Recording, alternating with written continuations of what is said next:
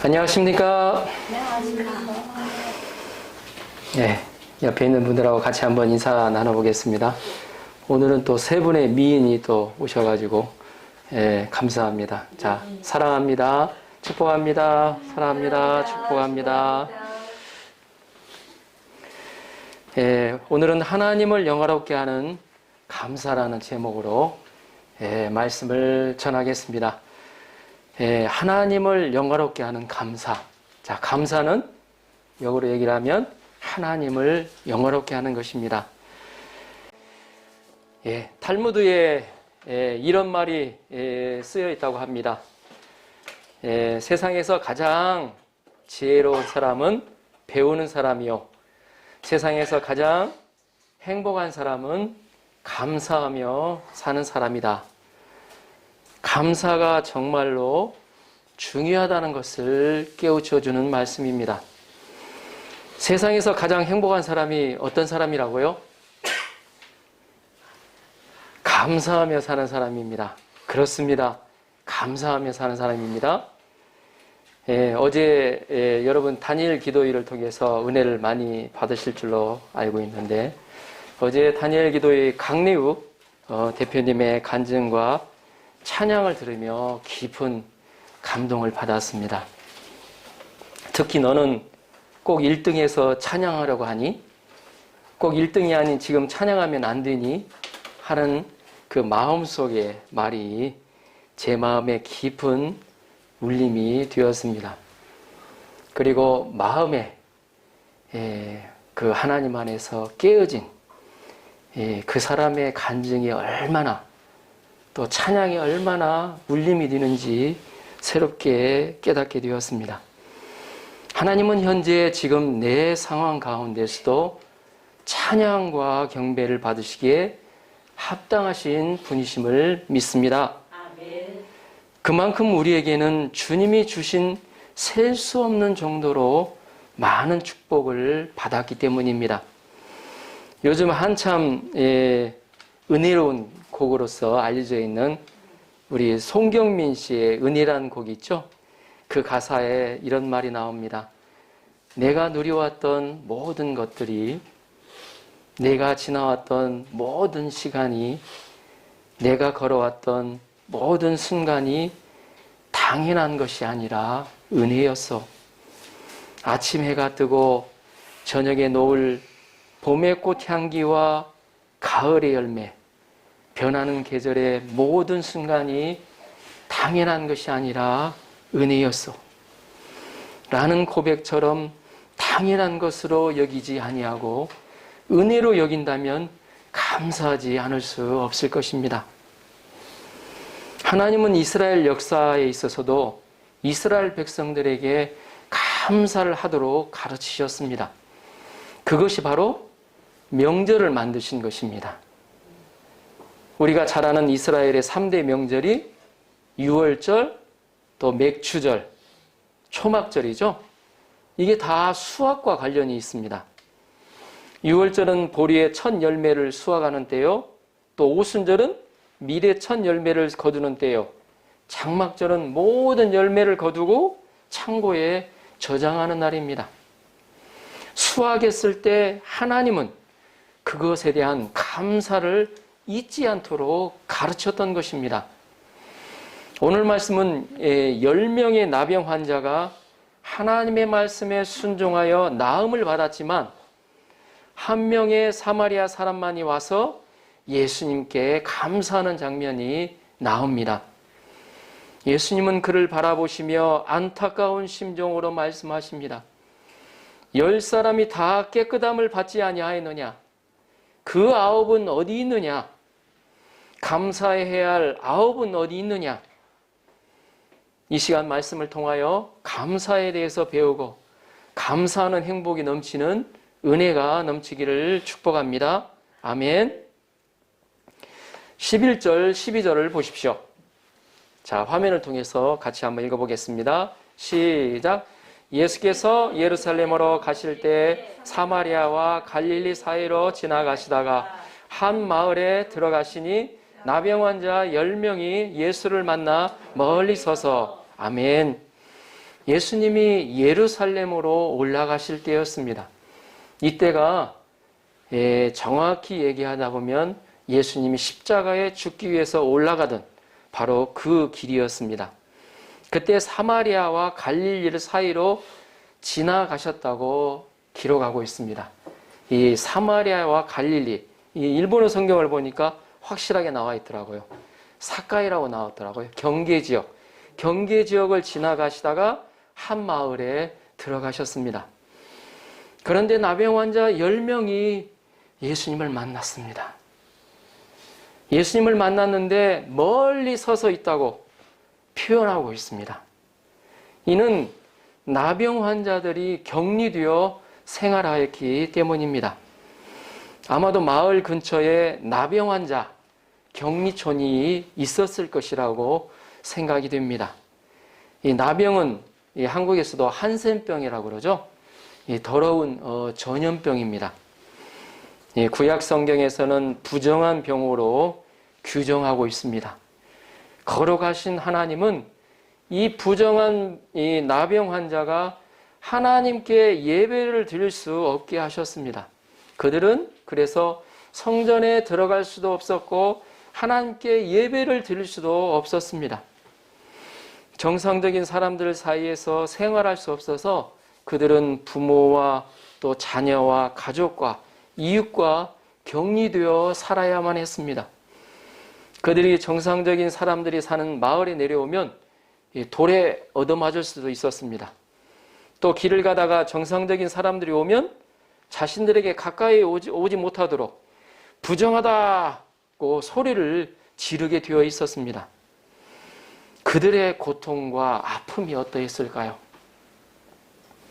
그들은 사람들과 하나님과 관계성이 단절되어서 육적으로 영적으로 죽은 자들과 같은 자들이었습니다. 그들에게서 미래의 소망이라는 단어가 있을 수 있었을까요? 그런데 이런 그들에게 예수님이 오신다는 소식은 가뭄의 담비와 같은 소식이었습니다. 그들은 예수님이 오시는 것을 멀리서 보면서 어떻게 하였습니까? 자, 13절을 보십시오. 13절. 소리를 높여 이르되 예수 선생님이여 우리를 불쌍히 여기소서 하거늘. 아멘. 아마도 이 10명이 목소리를 맞춰서 소리를 지른 것으로 보입니다. 그들은 소리를 높여 예수 선생님이여 우리를 불쌍히 여기소서. 그들은 있는 힘껏 소리를 계속해서 질렀습니다. 그 소리는 그들의 한 맺힌 절규였습니다. 절절한 외침이자 기도였습니다. 이 나병은 불치의 병입니다. 나을 수 없는, 그 당시 나을 수 없는 병이었습니다. 나병 환자들은 예수님께 가까이 갈 수 없었습니다. 그래서 그들은 멀리 서서 예수님께 그들의 마음의 고통을 호소한 것입니다. 가까이 갈 수 없으니 소리를 높여 기도하였던 것입니다. 이들은 아직 예수님을 그리스도 메시아로 알지 못하고 선생으로 알았습니다. 그러나 그들은 예수님이 나병 환자를 치료해 준 소식을 들었습니다. 그들은 예수님이 그들의 병을 고칠 수 있다는 믿음을 가지게 되었습니다. 그들은 절박하게 10명이 합심하여 병을 치료하여 주시도록 다만 예수님께 긍휼을 간구하였습니다. 그들의 소리를 들으신 예수님은 어떻게 하셨습니까? 14절을 보십시오. 자, 14절 같이 한번 읽어볼까요? 함께 한번 읽어볼까요? 14절 시작. 보시고 이르시되 가서 제사장들에게 너희 몸을 보이라 하셨더니 그들이 가다가 깨끗함을 받은지라. 아멘. 할렐루야. 예수님은 불쌍히 여겨달라고 절규하며 간절히 구하는 그들의 믿음의 기도, 절규의 기도를 들으시고 예수님은 그들을 보셨다고 기록하고 있습니다. 예수님은 그들을 외면하지 않으셨습니다. 그들의 믿음을 보셨습니다. 예수님은 그들에게 긍휼을 베풀어 주셨습니다. 하나님은 사람들이 부르짖는 고통의 소리를 외면하시는 분이 아니십니다. 그 고통의 소리를 들으시고 예수님을 이 땅에 보내주신 분이십니다. 예수님은 사람들이 죄와 질병으로 고통하는 소리를 들으시는 그리스도가 되십니다. 아멘. 예수님은 나병이 낫기를 원하는 자들에게 제사장에게 몸을 보이라고 말씀하셨습니다.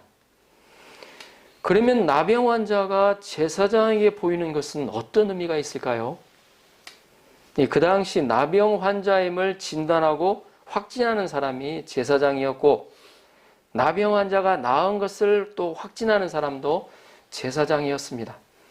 그래서 그들이 치료되어 나았다는 것을 확인받기 위해서는 반드시 제사장에게 보이는 과정이 필요했던 것입니다. 그것은 건강하다는 것을 증명하는 건강진단서를 띄는 것과 같습니다. 그런데 예수님은 아직 낫지도 않은 병자들에게 가서 제사장에게 보이라고 말씀하셨습니다. 아직 병자들에게 병이 나았다는 건강진단서를 끊으러 가라니 이는 참으로 어려운 명령이십니다.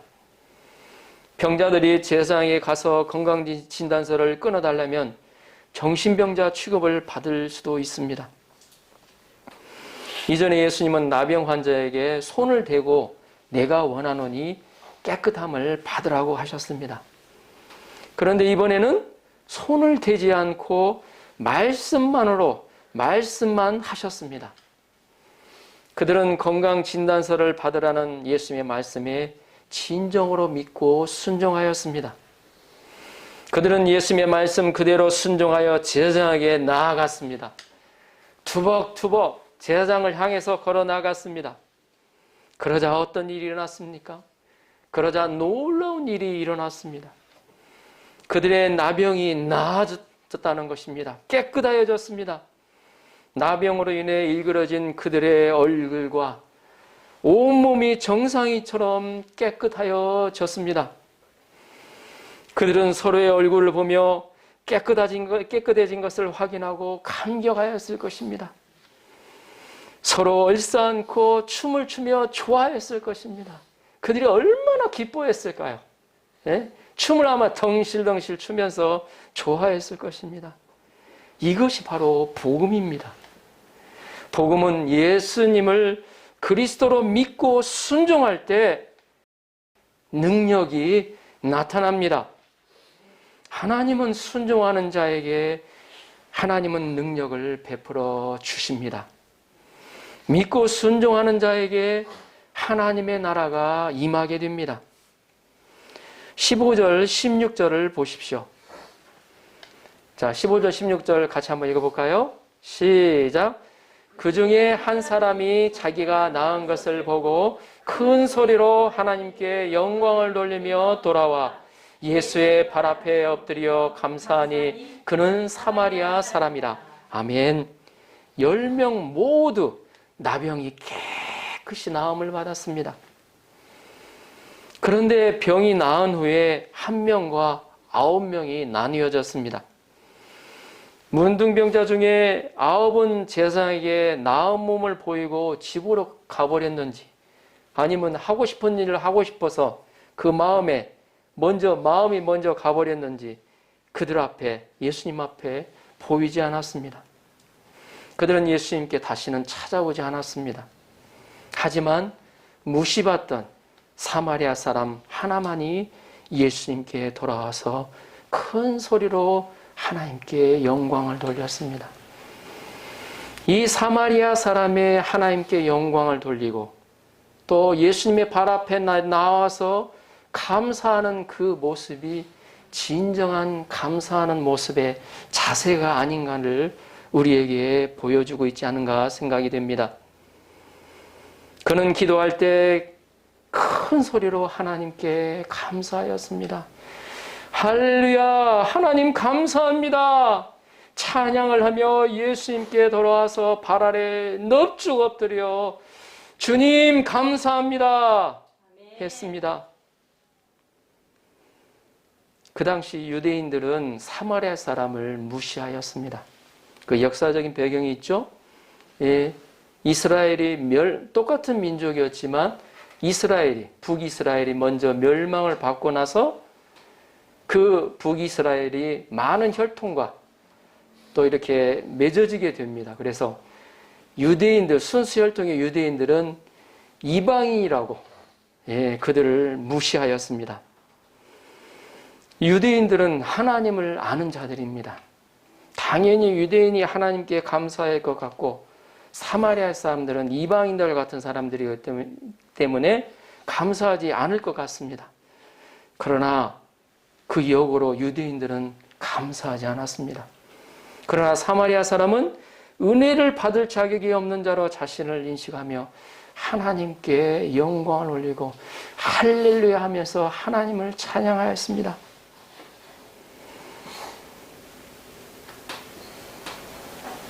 도저히 은혜 받을 자격이 없는 자에게 주신 은혜를 생각할 때 감사하지 않을 수가 없습니다. 그는 곧바로 주님께 나와서 감사하였습니다. 우리는 마음에 감사의 뜨거움을 주실 때 곧바로 감사해야 됩니다. 큰 소리로 하나님께 영광을 올리며 감사해야 합니다. 엎드려서 주님 앞에 감사해야 합니다.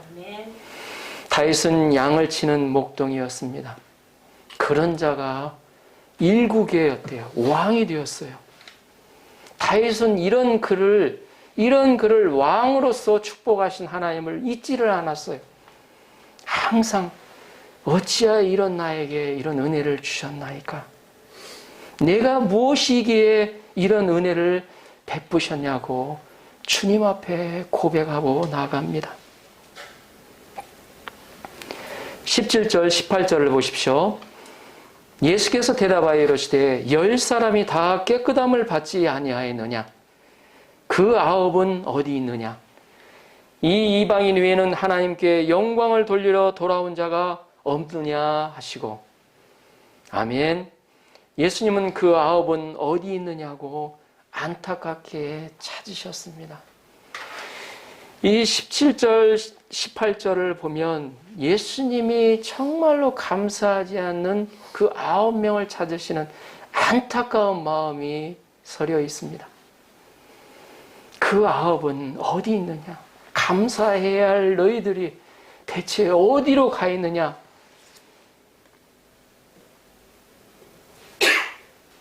예수님은 감사하지 못하는 그들을 너무나도 안타까워하셨습니다. 이방인 외에는 하나님께 영광을 돌리러 온 자가 없느냐고 한탄하셨습니다. 그리고 예수님은 감사하러 온 사마리아인에게 축복하시면서 구원을 선포하십니다. 19절을 보십시오. 19절 같이 한번 읽어보겠습니다. 시작. 그에게 이르시되 일어나 가라 내 믿음이 너를 구원하였느니라 하시더라. 아멘. 예수님은 감사하는 사마리아 사람에게 병에서 나은 것보다도 더 큰 축복을 주셨습니다. 그것은 바로 구원입니다. 가라 내 믿음이 너를 구원하였느니라. 그는 병을 고쳤을 뿐 아니라 병의 고침을 받았을 뿐 아니라 영혼까지 구원받고 천국에 가게 되었습니다. 그 마음속에 하나님의 나라가 임하게 되었습니다. 그러나 나머지 9명의 그 병자들, 나음받은 병자들은 나병으로부터 나음은 받았지만 결국 구원의 축복을 놓치고 마는 우를 범하고 말았습니다. 하나님은 감사한 자를 축복하시는 분이십니다. 그 감사의 비밀이 숨겨져 있습니다. 우리가 감사해야 할 이유이기도 합니다. 우리가 감사해야 할 이유에 대해서 두 가지로 생각해 보겠습니다. 첫째, 감사는 하나님이 원하시고 기뻐하시는 것이기 때문입니다. 그렇기 때문에 우리는 감사를 해야 합니다. 데살로니가전서 5장 18절에서는 다음과 같이 기록하고 있습니다. 범사에 감사하라. 이것이 그리스도 예수 안에서 너희를 향하신 하나님의 뜻이니라. 아멘. 범사에 감사하는 것이 누구의 뜻이라고요? 하나님의 뜻이라는 것입니다. 일본의 성경에 보면 스베테노 조견이 오이테, 모든 상황 가운데서 또 감사하라고 권면하고 있습니다. 여러분들이 잘 아시는 헬렌 켈러, 여러분들이 잘 아시겠지만 그녀는 듣지도 못하고 보지도 못하고 말하지도 못하는 삼중고를 겪는 슬픈 인생이었습니다. 마음의 한을 가지고 2살짜리, 3살짜리가 어때요? 막 밥상을 엎어버리고, 그런 자기 마음대로 안 되니까, 왜 나에게 이런 인생에 주어졌느냐고 하면서 자신의 감정을 폭발할 수밖에 없는 사람이었습니다. 이런 그녀가 설리반 선생님을 통해서 하나님의 사랑을 알게 되고 그로 인해서 감사하는 생활을 보내게 되었습니다. 그래서 그녀의 집의 벽에는 이런 액자로에서 이런 글이 적어져 있다고 합니다. 나에게는 행복하지 않은 날이 없었다. 그녀는 장애를 가진 몸을 가졌음에도 불구하고 매일매일 행복을 느끼는 사람으로 살게 되었습니다. 둘째, 감사는 하나님을 영화롭게 하는 것입니다. 그렇기 때문에 우리는 감사를 해야 합니다. 오늘 본문 말씀 가운데 15절, 18절을 보면 예수님은 감사를 하나님께 영광을 돌리는 것으로 보셨습니다. 시편 50편 23절에서는 감사를 하나님을 영화롭게 하는 것으로 보았습니다. 감사로 제사를 드리는 자가 나를 영화롭게 하나니 그의 행위를 옳게 하는 자에게 내가 하나님의 구원을 보이리라. 아멘. 감사하는 자가 진정으로 하나님께 영광을 돌리는 자입니다. 감사하는 것은 하나님을 영화롭게 하는 것입니다. 하나님은 감사하는 자를 구원하여 주십니다. 나아만 장군은 병이 났고 나서 감사의 예물을 드렸습니다. 그리고 그는 계속하여 하나님을 섬기고자 결단하였습니다. 9명은 병을 고치는 데 목적이 있었습니다. 그 이상의 것들 바라지 않았습니다. 병을 고쳐주신 예수님께는 관심이 없었습니다.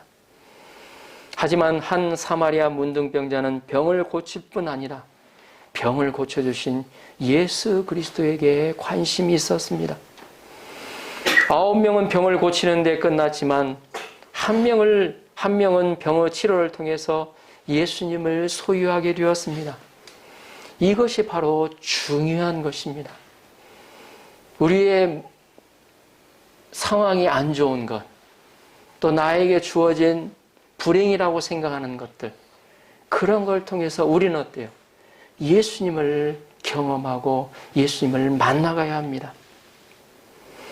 예수님이 병을 고쳐주신 은혜를 주신 이유는 바로 예수님 자신을 그리스도로 주시기 위해서입니다. 예수님이 5,000명을 떡으로 먹이신 것은 바로 생명의 떡이 되시는 예수님을 주시기 위해서였고, 예수님이 물로 포도주를 변화시켜 주신 것은 변화의 능력자 예수님을 주시기 위해서였습니다. 우리가 믿음으로 살면 은혜를 받습니다. 그러나 은혜를 받고 나서 은혜를 주신 예수님을 그리스도로 믿고 잊지 말아야 합니다. 아멘. 부활하여 영원히 살아계신 예수님을 나의 주인으로 고백하며 삶을 살아가야 합니다. 아멘. 그래야 영생을 얻을 수가 있습니다. 우리 마음속에 무엇보다도 하나님의 나라가 이루어지고 하나님의 나라를 소유하게 됩니다. 우리는 하나님께 셀 수 없는 정도로 축복과 은혜를 받았습니다. 지금 현재 너무나도 당연한 것처럼 여겨지는 것들이 하나님의 축복인 것을 고백하는 것처럼 하나님은 인간을 심히 기쁜 존재로 창조하셨습니다. 에덴 동산이 인간에게만 주어지고 모든 만물을 다스리고 관리하는 자로 하나님의 총애를 받은 자로 축복하여 주셨습니다. 뿐만 아니라 죄를 범한 우리들을 위해 자신의 가장 사랑하는 독생자 예수 그리스도를 희생하시기까지 저희들을 사랑하셨습니다. 그 주님을 생각할 때 우리는 감사하지 않을 수 없습니다. 무엇보다 영원히 구원받은 것에 대해서 감사해야 합니다. 우리를 구원하신 하나님에 대해서 감사해야 합니다. 시편 기자는 시편 103편에서 다음과 같이 고백하고 있습니다. 내 영혼아 여호와를 송축하라. 내 속에 있는 것들아 다 그의 이름을 거룩한 이름을 송축하라. 내 영혼아 여호와를 송축하며 그의 모든 은택을 잊지 말지어다. 그가 내 모든 죄악을 사하시며 내 모든 병을 고치시며 내 생명을 파멸해서 속량하시고 인자와 긍휼로 간을 씌우시며 좋은 것으로 내 소원을 만족하게 하사 내 청춘을 독수리같이 새롭게 하시는도다. 아멘.